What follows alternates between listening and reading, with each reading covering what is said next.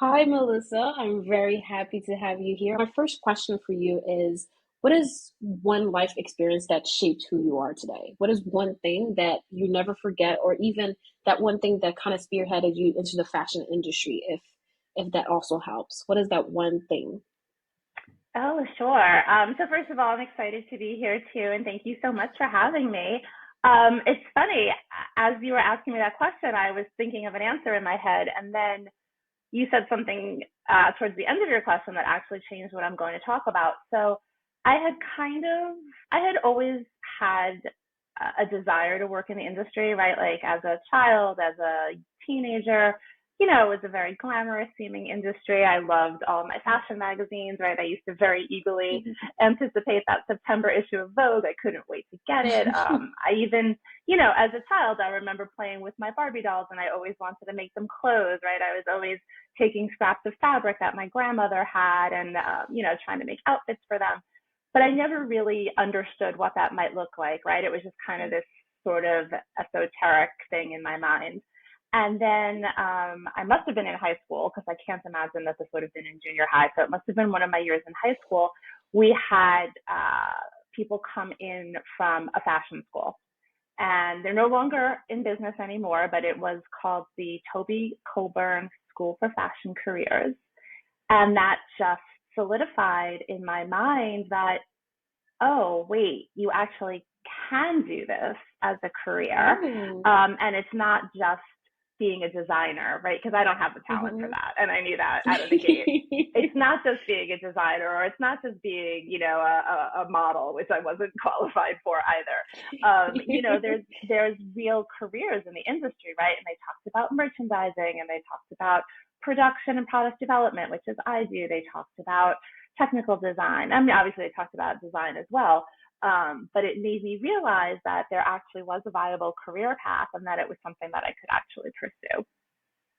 That's really interesting. I'm not gonna lie, Melissa. I'm not the most fashionable person to exist. I'm very, very, I don't want to say bland in terms of fashion, but more so I just put stuff on and hope it looks good. I'm not, I do remember watching the runway shows where they would design, I don't remember what it's called, but they would Project design Runway. the Project Runway. Yes, I remember watching this with my mother, and it was like an event because I generally love it. I generally love watching people make things that look good because that's pretty creative.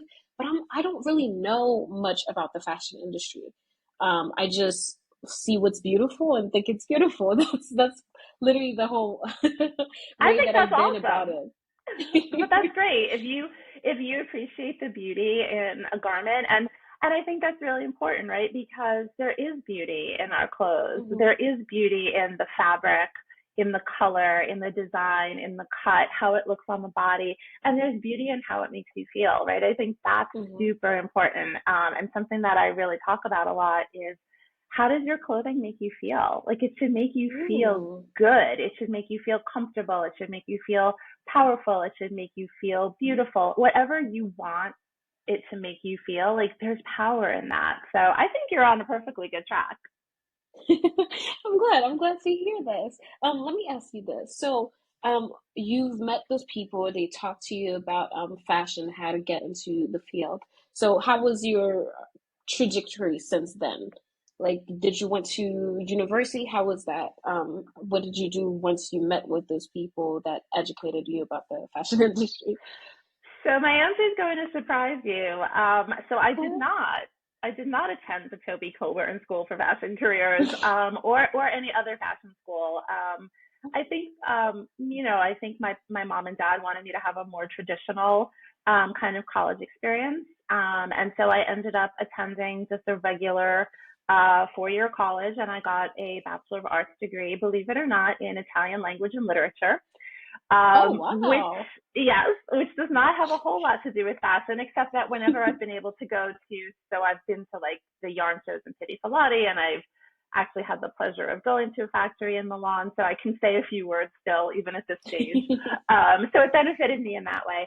But what it really benefited me for was just giving me a really broad experience. I was so fortunate that I got to travel and study abroad in Rome for one of the summer programs, which was the first time I had ever been outside of the US, right? And I think that Oh, that's such, wow. yeah, such an important perspective to have, right? I think the more we can go to other countries, go meet with other people, meet people of different backgrounds, different cultures, experience how different people live. I think that's so important for just making us a really well-rounded person. But it Mm-hmm. definitely did not necessarily help my fashion career. Um, as as far as that trajectory, so when I graduated, it was not a wonderful economic situation in the U.S. It was definitely a tough year. And the first job that I took actually was in retail management. I was an assistant store manager for a women's Okay. clothing store. They're no longer in business, but they do have a very loyal following from people who remember them. They were called Casual Corner. It was a women's Mm-hmm. career type brand. And that taught me a lot of really valuable skills, right? It taught me the value of customer service. It taught me how to work with people who might be a little challenging, right? We've all had to deal with those Mm. customers who are upset about something. Mm-hmm. You're Mm-hmm. out of stock on something or it doesn't fit or, really important skills. And it also just gave me a bit more familiarity with some things in the industry, right? How certain things fit, how important fit is, how important fabric is, right? By listening to those retail customers, you really gain a lot of great insight that can help you in any part of the business. And then I was just really, really fortunate. I found a company, a wonderful company that's still in business today, which is PVH, Phillips Van Heusen. And they hired me as a very entry level, it was called a finished goods assistant, very entry Okay. level role, very entry level. But I learned, that's how we all start. We start from somewhere and we learn. Mm-hmm. And we grow and we learn from the people that are our managers, our mentors, our peers. And I just started from there and I worked my way up through various companies and various organizations. And here we are today. I do love that during your story you emphasize the value of learning, and it seems that throughout all your career you've focused on it, trying to learn whatever you can learn. Do you believe that in any space you go into, there's always something to learn? Mm-hmm. 1,000,000%. I don't even want to say 100. I know there's nothing more than 100, but there really is. I think learning is so important. And I think Mm-hmm. anyone can teach us something.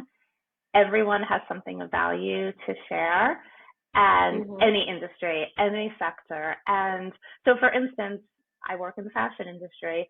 I'm really fascinated, for good and for bad, with AI and artificial intelligence and Web3 and the metaverse and Mm-hmm. how that can play into fashion, right? How can brands utilize that? How can they leverage it? And also, what are the risks involved, right? What are the dangers? Mm-hmm. I think there's a lot of risk involved with AI, but I think there's also a lot of upside and opportunity.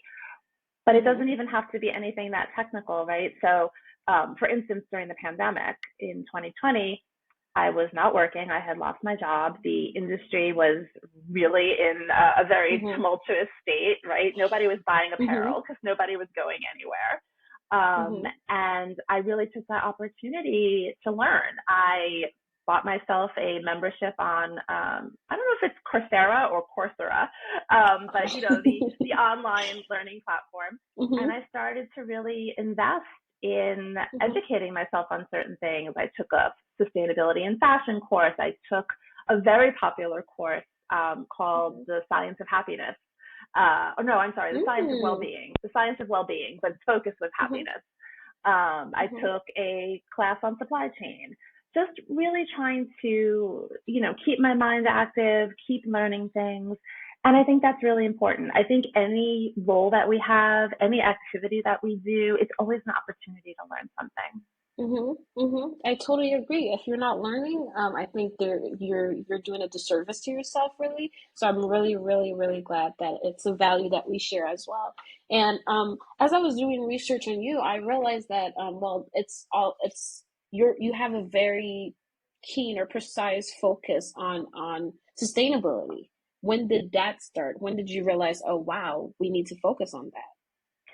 Yeah, so I think that really came into my focus when I worked at Ralph Lauren. So I was at Ralph Lauren for a number of years, and it became something that we really started focusing on there, and it really piqued my interest. Right, it was a little bit of a buzzword for a while, and people maybe weren't so Mhm. sure, like, oh, is this just going to be one of those things that gets a lot of focus, and then people move on to the next? And I'm happy to say that that's not the case, right? I think it really Mhm. is something that people still keep top of mind.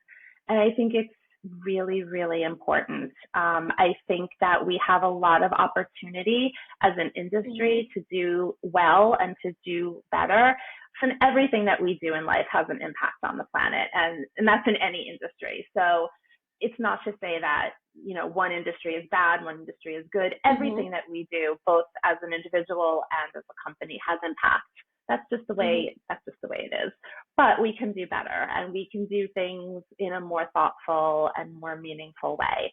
And what was really interesting to me, and continues to be interesting as I keep educating myself and learning more, is it's not just the things we think about, right? When we think about sustainability, the main things that come to mind are the materials that are in the garment, which for sure is a Mhm. big one and very important, and the manufacturing process. But there's so much more, right? And a big one for me is, what do people do with those garments when they don't want them anymore?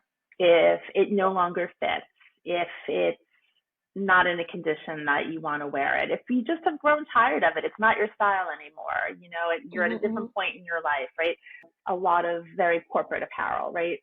Suiting, Mhm. that kind Mhm. of thing. And now their work environment is more casual. So what are they doing with those pieces? I think that's really something that needs to get a lot more attention, and something that we need to really focus on. Hmm.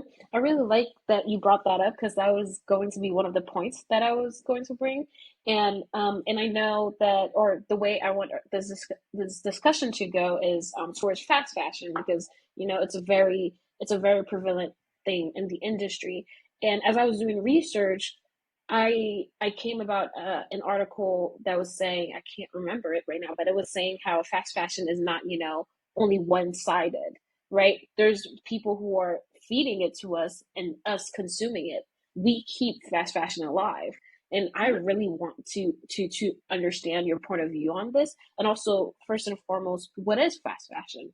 What is fast fashion and why do we need to talk about it more?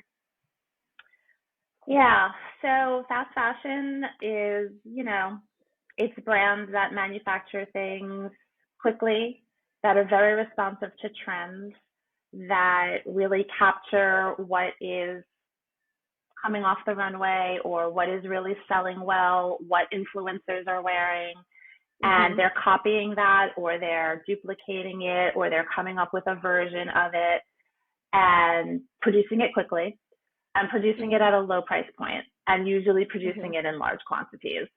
And the biggest problems that I see with fast fashion is, usually the raw materials that they're using. They're not usually as environmentally friendly, right? And we can never speak in generalizations. We can never speak in absolutes. We can never say that 100% of anything fast fashion is bad. I'm sure that's not the case. But Mhm. generally speaking, what we typically view as fast fashion is, maybe it's got a lot of polyester, which is a Mhm. petroleum based fiber. It does Mm. not easily recycle, it does not easily biodegrade. And a lot of times, if it's mixed with other fibers, that makes recycling even harder. When you recycle Mhm. raw materials, the more fibers that are blended together, the harder it is to recycle.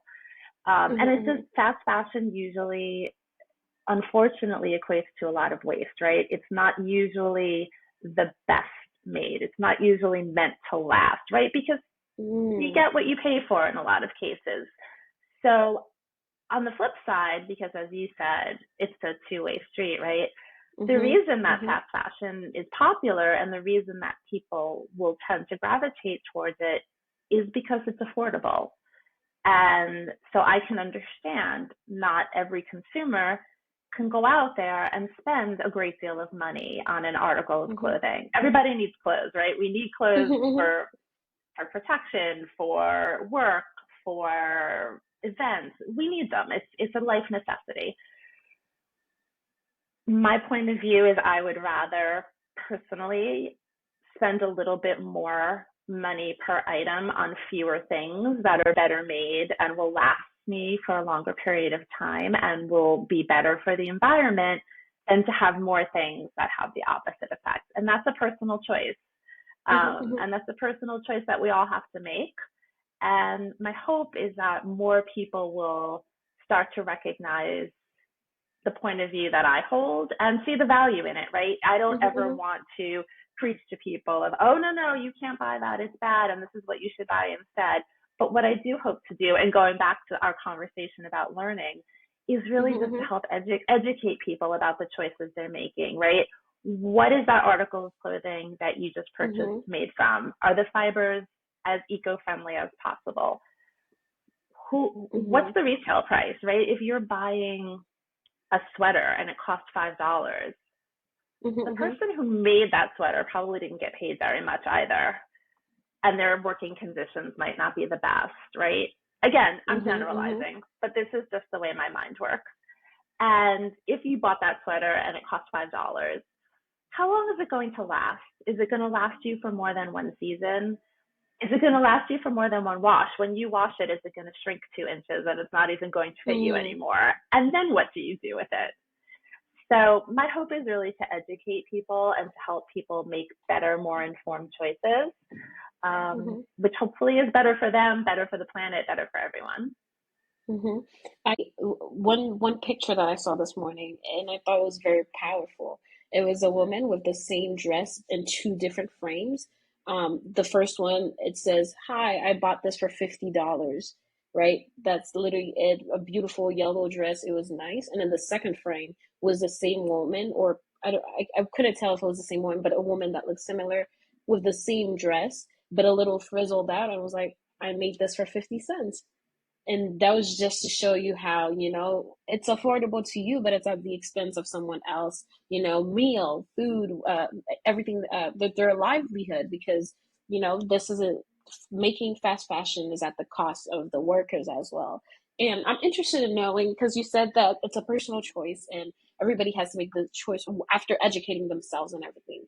Do you think fast fashion or stopping fast fashion is the responsibility of the consumer or the companies making the garments or the clothing? It's ultimately the responsibility of who's making it, right? But Mm-hmm. if nobody buys it, they're not going to make it. Mm-hmm. No, Mm-hmm. nobody's going to make products that's going to not Mm-hmm. sell, right? Every Mm-hmm. company is in business to earn money. And Mm-hmm. there's nothing wrong with that. Like that's the Mm-hmm. way society works, right? And those companies employ people, right? And I don't just mean in their outsourced factories and suppliers. I mean Mm-hmm. these companies have executives, they have managers, they have people in their companies who are making money. So money is necessary, but Mm-hmm. they're not going to produce things if nobody buys them. So if the public starts to say, you know what, we love the style of the products that you make, but we want them to be better made. Oh, and we're willing to pay more for them. That's going to change how the company manufactures, how the company proceeds with their business plan, right? It's all about Mm-hmm. supply and demand. If there's no Mm-hmm. demand, there won't be supply. Hmm. But I think with those big companies, I think they do a really good job studying consumer behavior and the psychological factor of, buying a garment. And I think the thing with fast fashion is that they also create the demand, right? With the pieces that they're coming out with, or coming with one piece in different style to just, keep it alive, and interacting with influencers as well to make sure that it's being sent out to more people, right? They create the demand sometimes, or when you go to a store, you don't need it, but it feels so enticing, you have to get it. And I feel like Yeah.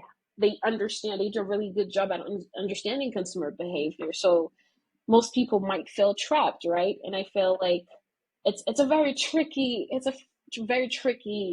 process of making that personal decision, because at the end of the day you're thinking, I can't really afford to buy one vest, for like, I don't know how much they cost really, and the safer choice is to buy the cheaper one. But I think also one of the things I might be wrong, but one of the things is that the cheaper it is, the lesser it lasts, and the more money you end up spending on that same garment that if you were to buy it at a higher price, right? 100%. So there's kind of two different parts to what you just said, both of which Mm-hmm. are totally valid. So on the first part, I would say we have to own our own behavior, and we have to understand that absolutely there's a lot of influence out there, right?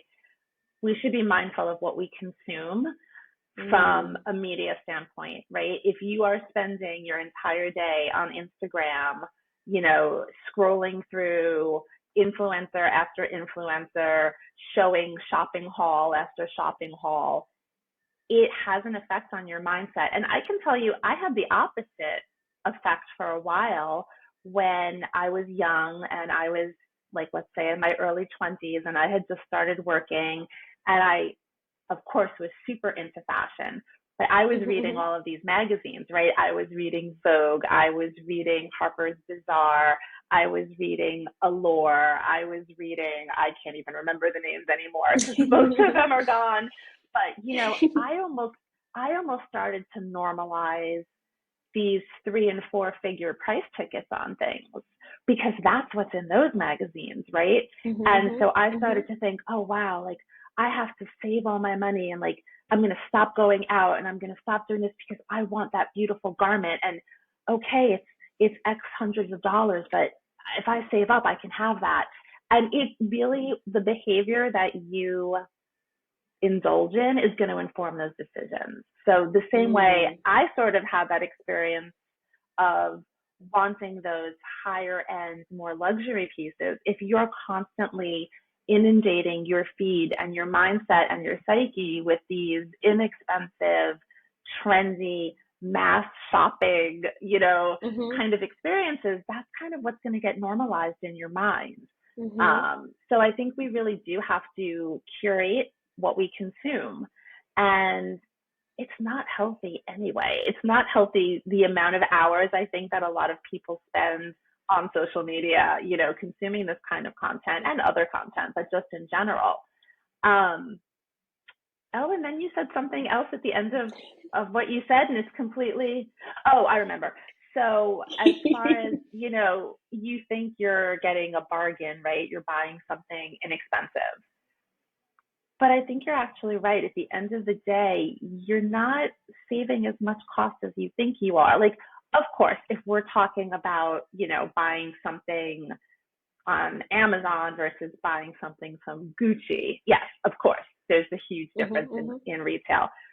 But I truly believe that there's a very broad middle ground where if you spend a little bit more and you buy something of quality, it's going to last you much longer. And your cost per wear is going to go down, right? Mm. Because you're wearing it that many times more frequently. And I would also Mm-hmm, say there's great options out there, right? There are so many opportunities to buy something secondhand, to buy something mm-hmm. resale, to buy something consignment. I've gotten some beautiful garments in a consignment store, right? That I would Mm-hmm. never have spent the money full price. I would never have spent. I mean, I remember one of my most prized possessions is this beautiful Prada skirt that I got in a consignment store. I don't even want to know what it would have cost retail, but it was a very affordable price because it was secondhand and it looked beautiful. I get compliments on it all the time. Nobody is ever thinking, "Oh, that's a secondhand garment." Nobody knows.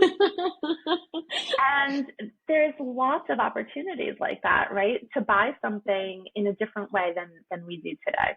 Hmm, hmm. Let me ask you this. Despite the drawbacks that the fast fashion industry has been having, right? I truly believe that this year, when they would submit the report or publish the reports, that there would be a plummet in the sales and profit, but it was quite the opposite. If not that, they're making more money, and by 2027, I believe they're on track of making like 187 billion, right? I really thought it was going to plummet, but it seems like it's not the case. What do you think that is?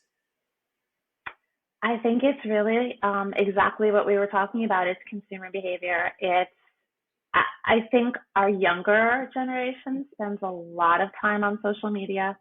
I think they spend a lot of time on TikTok. I think Mm-hmm. they spend a lot of time on Instagram. And this is a lot of what they see. The first time I ever heard of some of those fast fashion brands, I had never heard of them. Not even going to lie. They were not even on my radar. Was Mm-hmm. from a friend of mine who had a teenage daughter.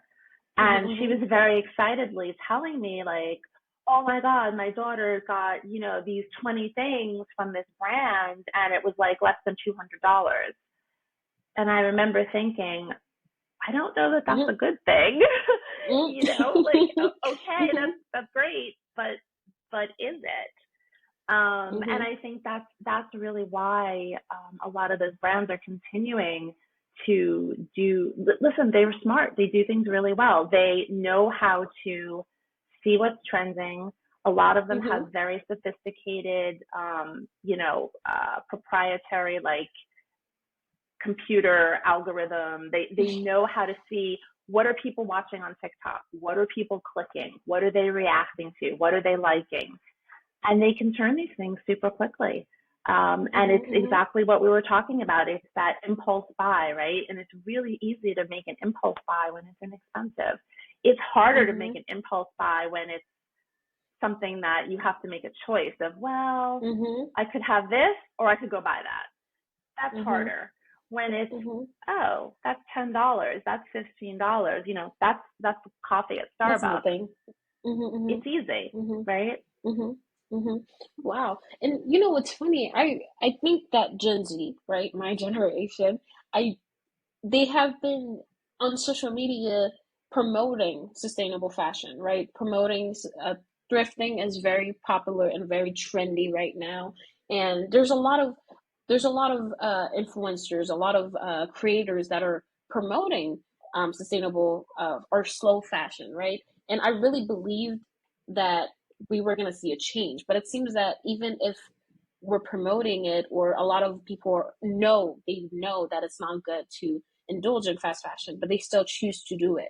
Isn't it because of the accessibility, would you say? Because fast fashion is very affordable, and is there a way for better garments to cost less? Or how do we even fix the problem? Yeah, I wish I could say there's a super easy answer, like just do this and it'll go away. I think one is continuing to educate, right? It's continuing to let people know that their choices matter. Hmm. And again, I'm never going to say you should never shop at brand XYZ. Like that's not plausible, that's not reasonable. Hmm. But can you make better choices? Can you be a more educated consumer, right? And I know we're saying that, like, oh, they talk about sustainability a lot, but do they know what that really means? Is it just this word in their Mm. head, or are they really thinking about what does sustainability mean, and are they Hmm. taking that thought process and that knowledge and applying it when they're shopping? Are they looking to see, hey, what's this garment made out of? Hopefully, is it cotton based? If it Mm. does have a petroleum based fiber, is that a recycled one, right? Because the recycled Hmm. poly, for instance, is a better choice than a virgin poly. Hmm. Um, Hmm. it is accessibility, right? We Hmm. have instant accessibility to anything, right? So I'm a little older. I can remember when shopping online first became a thing, right? Yes, Hmm. that's how old I am. I I I traveled a lot for work, right? I would travel a lot to our different manufacturing partners, to our different overseas offices. And so I would often have jet lag because when you're traveling somewhere that has a 12, 13-hour time difference, and then you come back to your regular time zone, your internal body clock is a little messed up Hmm. for a while. And I can vividly remember being like, 3 o'clock in the morning and I couldn't sleep. And oh, guess what I could do? I could go shop online because I was awake and it was fun. I mean, and that has only just become so much more prevalent. I mean, you can buy anything at any time and have it at your doorstep in a matter of days. And that's Mm. wild. right? So it is very much an accessibility situation. It's how easy it is to get these things. And Mhm. it's a mindset shift, right? We have to want to do better, right? Talk is cheap is like the motto that just goes through my head. You Mhm. can talk Mhm. about wanting to be a better consumer and a more sustainable consumer, but are you really doing it? And Mhm. that's the Mhm. difference.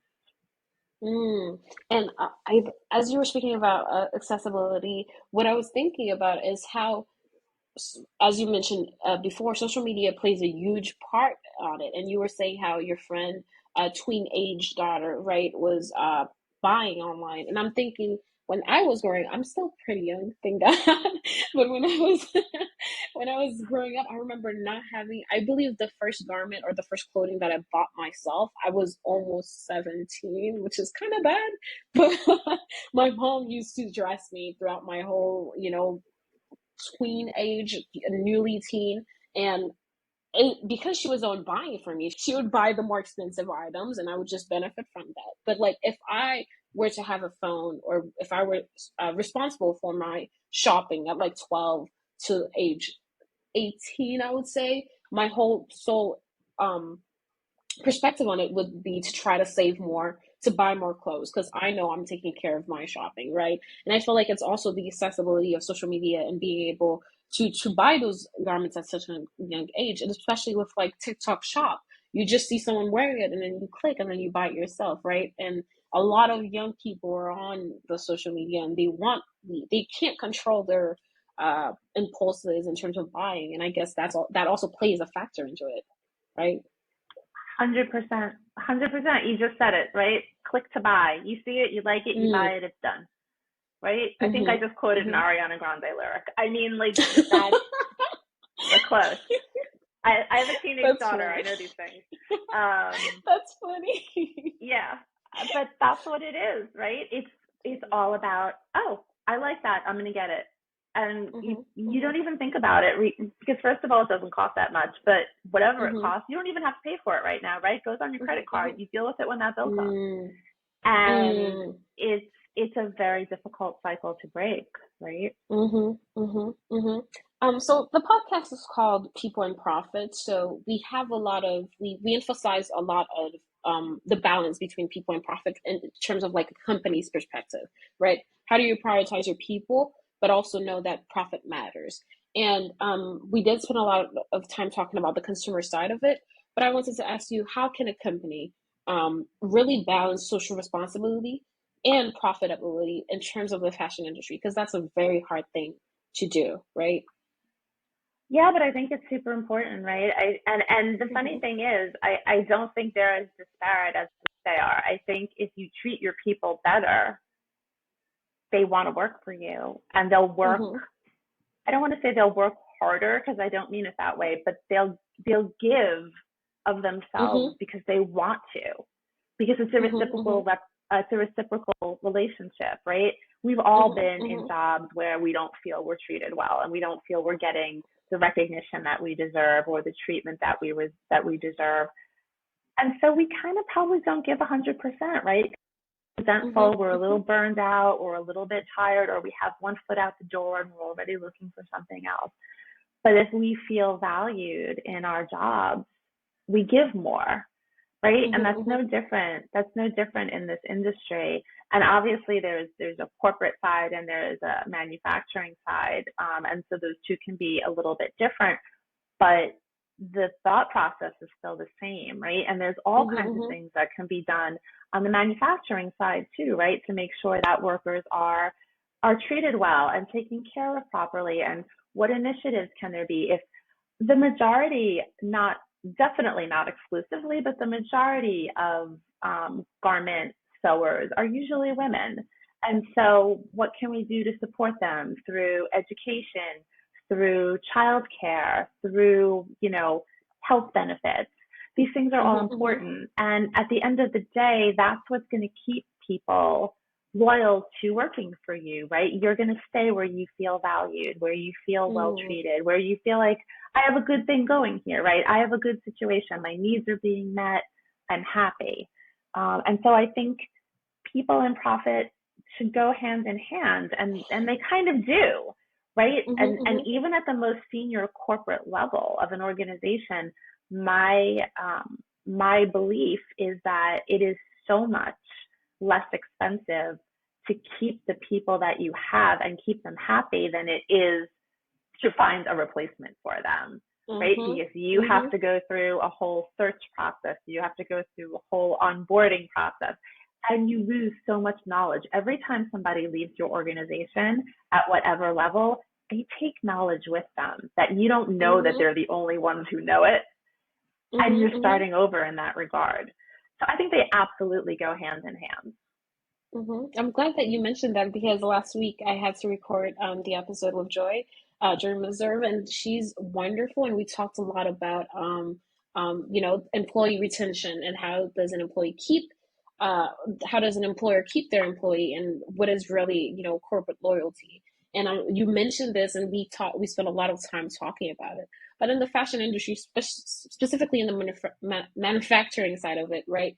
There's a lot of manual labor, and it has a toll not only on your mental but also on your physical, and there are a lot of people that are willing to do it and they enjoy doing it, but it's not a very high paying job or a high rewards job.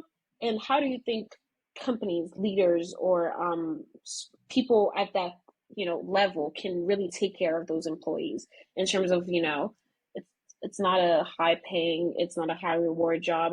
What is the professional advancement look like? I'm not really in the industry, so I'm really asking from a blind eye. I don't really know. So Yeah, I mean, I think it's like any industry, right? Like you could say the same thing about the food service industry, right? If you were working the counter at a fast food job, it's not high mhm. paying. It's very Mhm. physically demanding. I Mhm. worked in Mhm. retail. I worked in retail, like I said, both in a retail clothing store, but also I've worked as a waitress. I've worked behind the Mhm. counter at an ice cream shop. Mhm. It's not easy. It's physically demanding. You're on your feet all day. You're Mhm. it's tiring. Um, but there's always an advancement opportunity, right? Mhm. If you work the cash register or the food service or whatever in a fast food, there's a way to move up. You can become a shift. I'm making this up because I don't know exactly, but I don't know the exact terminology, but you'll know what I'm saying. Mhm. You can become Mhm. a shift supervisor. You can become a team leader. You can work your way up to an assistant manager, a store manager, a divisional manager, a regional manager. There's a career path.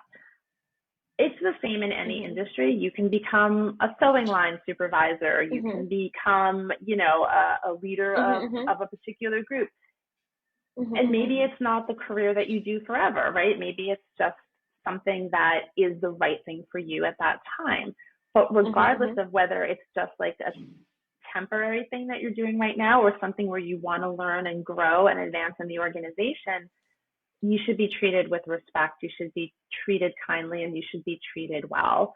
And in those factories, in those, um, areas, there's things that we can do for people, right? There should be a good canteen, a good place to eat, good food that is served. There should be recreational opportunities, right? I've seen factories that have, basketball courts, that have gyms, that have things that people, because you're not just doing that Mhm. labor all day. There should be breaks. There should be good facilities. There should be healthcare facility there. There should be something so that your needs are taken care of, right? Same as if you're working here in the US and you're, like I said, in a fast food opportunity. There should be a break. You should get a meal. You should have enough Mhm. time off. It's very similar to I feel that every industry has more similarities than differences. And Mhm. at the heart of Mhm. it all is that we should really be putting people at the heart of what we do, Mhm. because Mhm. without them we're nothing, right? If we don't Mhm. have those people, we don't have our products, we don't have our business. Mhm. Mhm. I really like that. And let me ask you this: if someone called you today and want you to operate, or I don't know, be in the corporate table of one of the big fast fashion companies, and you already have a focus on sustainability, or even let's say you were to talk to a CEO of fast fashion, company, how would you convince them to kind of, switch their strategies and kind of do stuff more sustainably, right? Because we do realize that fast fashion is bad, point blank, but they're still making a lot of money and they still want to make money. But, how do we switch? How do we convince them to do a little bit better in terms of social responsibility, sustainability, and all of that, right? Yeah, it's a really good question. I know, listen, there are people that do that, right? There are people who that's their job, right? Is to try Mm-hmm. to work with certain fast fashion brands and try to bring some of this awareness and bring some of this process to them. I think it's everything we talked about, right? And I think it's making the argument that the consumer wants something better.